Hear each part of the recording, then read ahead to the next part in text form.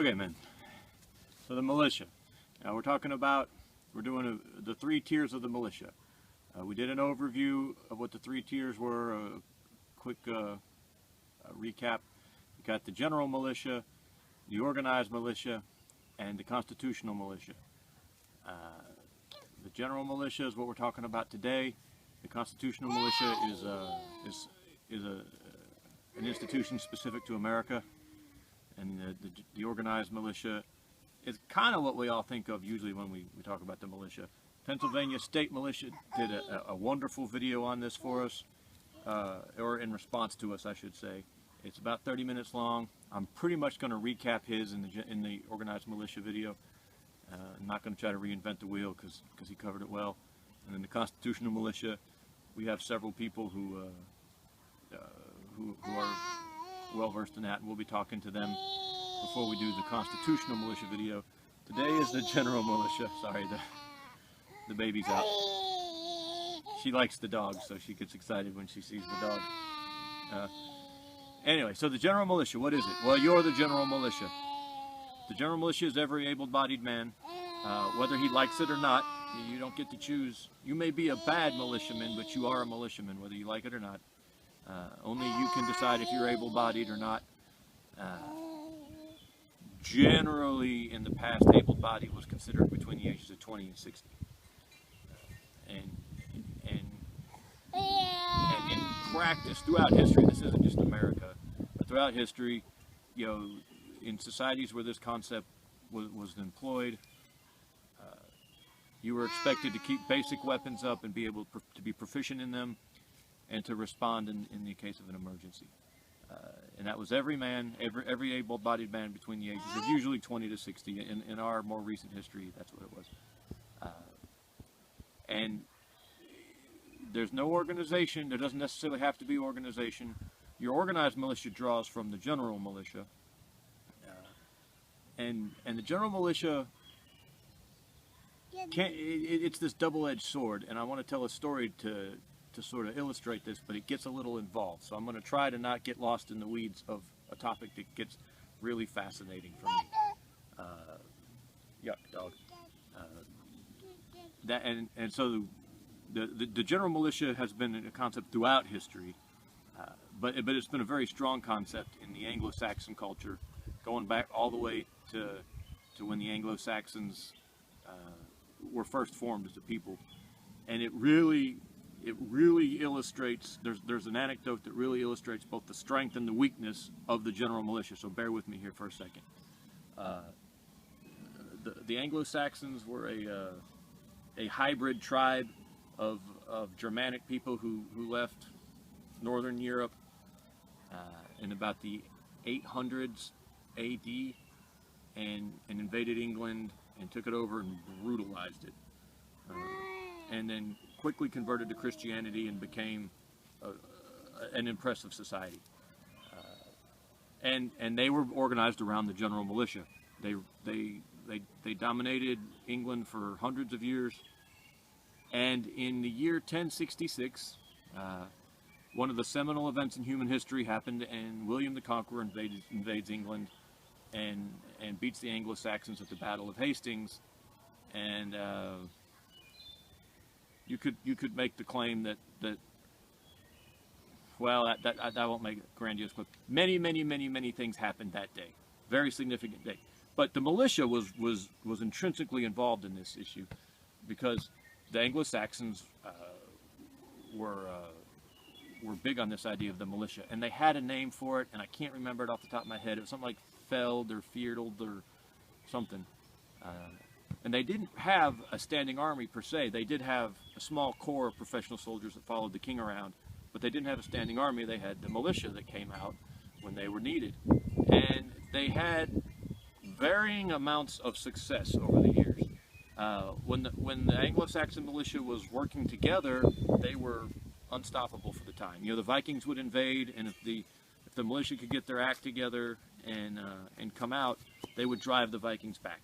And if the militia wouldn't cooperate with each other, then the Vikings would start taking the place over piecemeal. Now, which is interesting because the Vikings were just the leftover people of when the Anglo-Saxons left northern Europe, what was left, the people who were left behind, became the Vikings, and they were also a militia-based society. I say, other people might not agree with me, but I say that. The Anglo-Saxons were.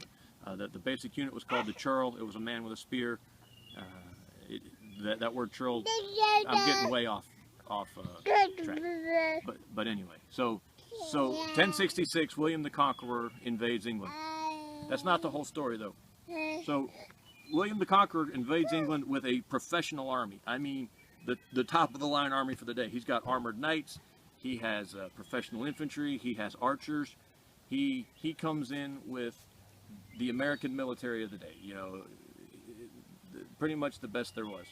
And he came in, rolled in strong, maybe about 7,000 deep.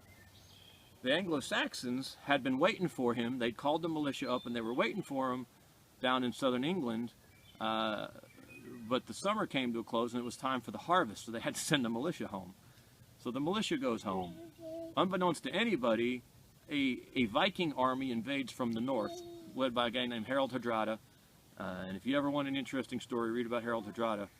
And the English king, whose name was also Harold, had to get whoever he could find and just run north as fast as he could. And they did this amazing march.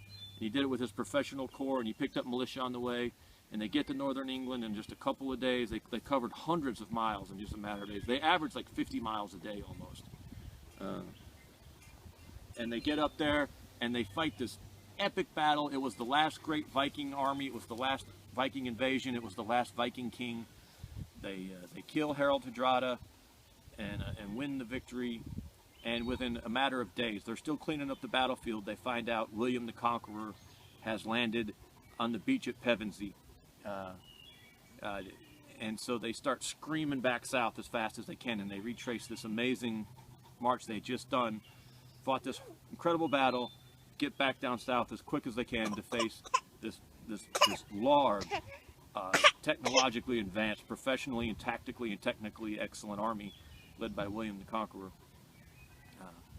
And by the way, Harold Hardrada, who they just beat, was one of the most famous warriors of his day. He had led the Byzantine armies, and he had done some stuff in Russia, and he had unified Norway and Denmark temporarily. I mean, he was an amazing guy, and they just beat him. They get back down south, and they got a bunch of militiamen with spears and swords, and they're going up against the might of a modern army with you know, the equivalent then of tanks and missiles and artillery and, you know, knights and archers, and they start having this battle at Hastings.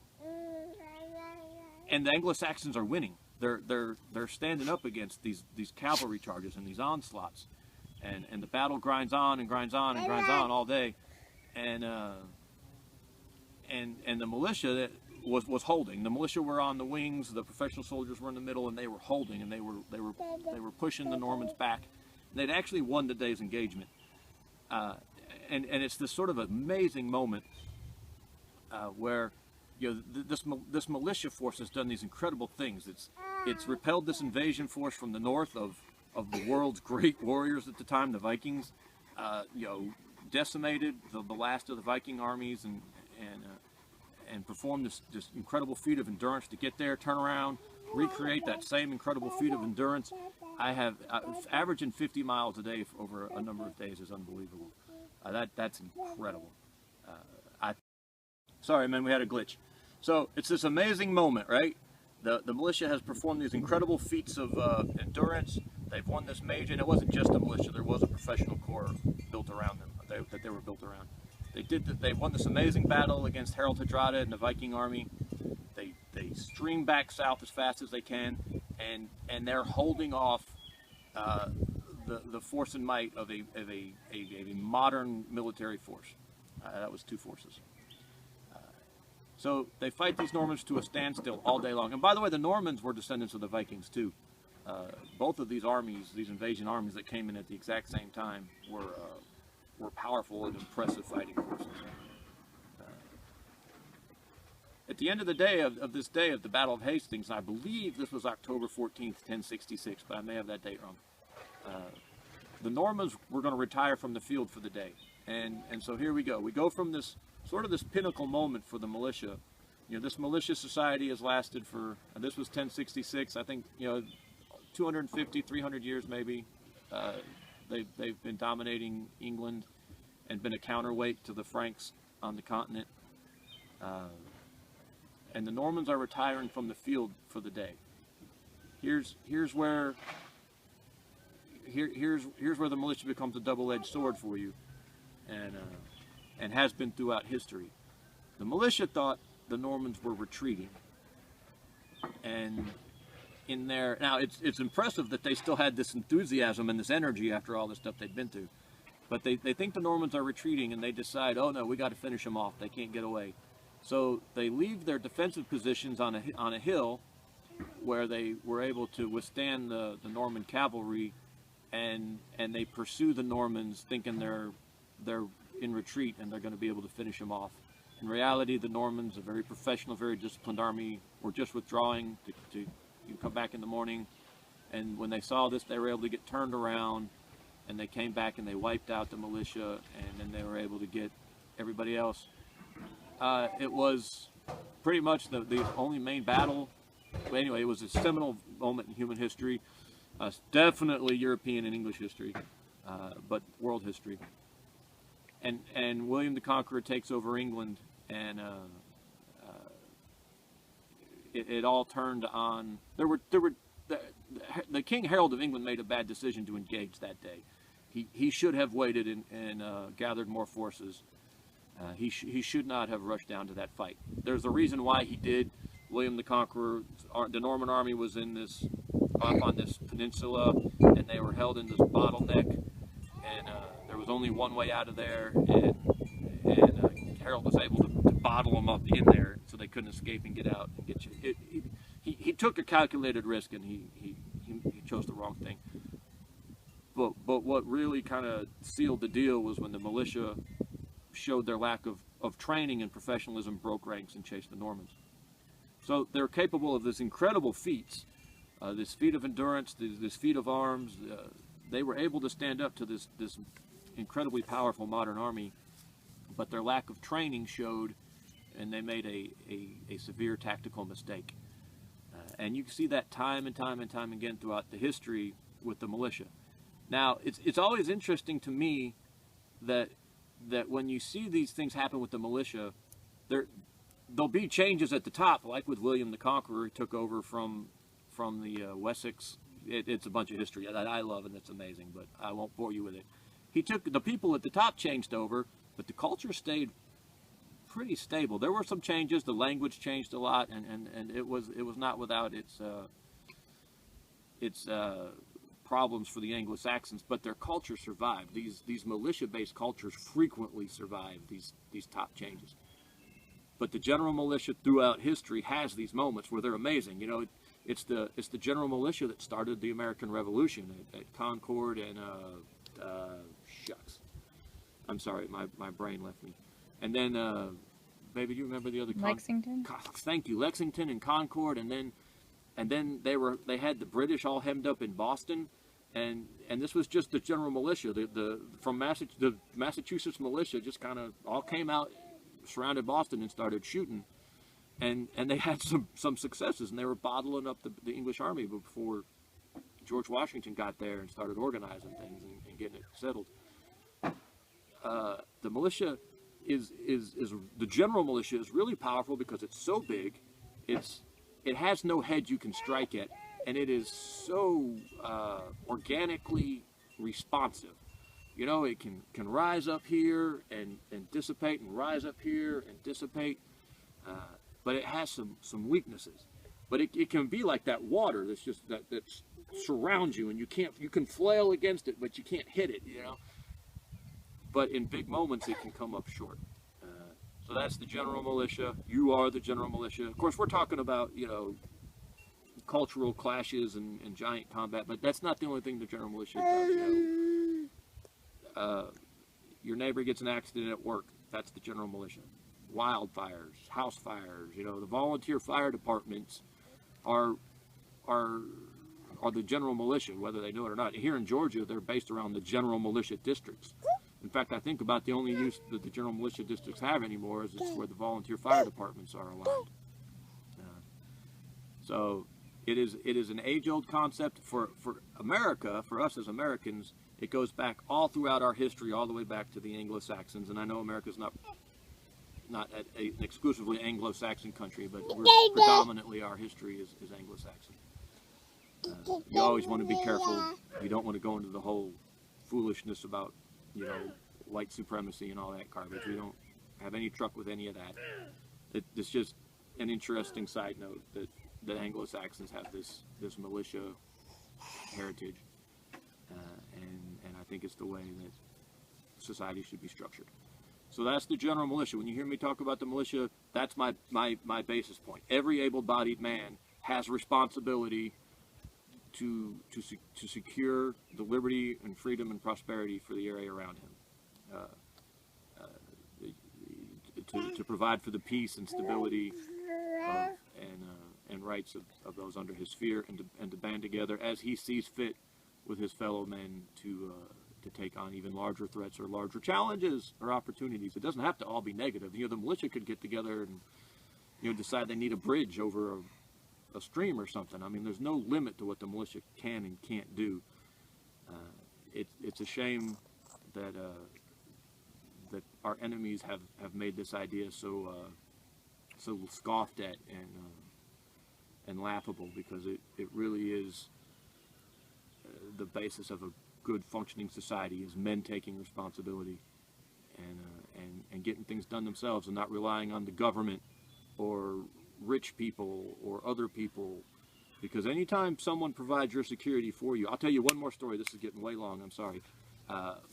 When I deployed to Haiti while I was in the Marines, and there was no fighting going on at the time, but we had to train for this one specific little mission that we never actually did, but we trained for it. And it was VIP escort.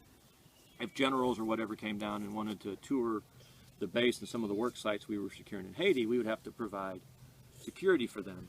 And one of the lessons they taught us in this quick little class we did was that if you're we're heading up the security detail, it didn't matter who you were leading around. It could be a general, it could be the president, it could be anybody. If you were in charge of the security detail and you felt like the situation was unsecure, you took that general out from that situation. You took command and you took control and you got him out of there. It didn't matter if he wanted to stay. It didn't matter what he wanted, what he said. You secured him and got him out of the area. That's illustrative of a truth. If someone else is responsible for your security, they have power over you. They just have to. They can't provide for your security unless they're in control of you and in charge of you. And when you give that up, you are giving up freedom, and you're giving up autonomy, and you are accepting someone as an overlord. They're responsible for keeping you safe. That means they have to restrict your actions so they're able to do that for you. And that's, to me, that's anathema. That's no good. And that's what the general militia concept keeps from happening.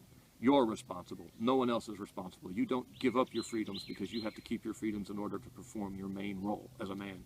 As a man, your main role, no, not your main role, but one of your main roles is this providing of security and peace and safety for your family. So there you go, man. That's the general militia. I know this one went long. I know we talk about this a lot, but this is fundamental. This is foundational. To me, this is important stuff. This is what we've lost in this nation. One of the many things we've lost. One of the more important things we've lost that we have to restore if there's a way forward. And there's only a very small, narrow way forward at this point. The window is closing on us rapidly. We appreciate you, man. Thank you.